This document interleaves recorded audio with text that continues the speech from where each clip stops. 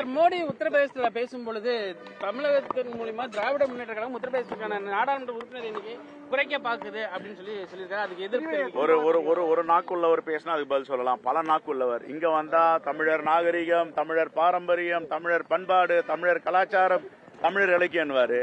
அங்க போனா தமிழர்களை திட்டுவாரு. பீகார் எலெக்ஷன்ல தமிழர்களை திட்டுவாரு. ஒரிசா போனார்னா தமிழர்கள் திருடர்கள். இங்க ஒரிசாவுடைய கஜானா சாவி ஒரு IAS ஆபீசர் பாண்டி என்றவர்கிட்ட இருக்கு.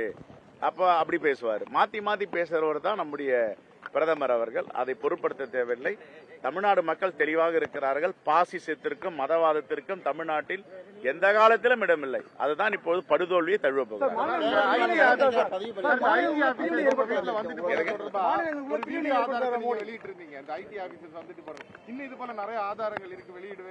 கொஞ்சம் வெயிட் பண்ணுங்கம்மா, வெளியிடுறேன். அதை காங்கிரஸ் நாடாளுமன்ற உறுப்பினர்கள், எங்களுடைய சட்டத்துறை அதை அணுகி கொண்டிருக்கிறது.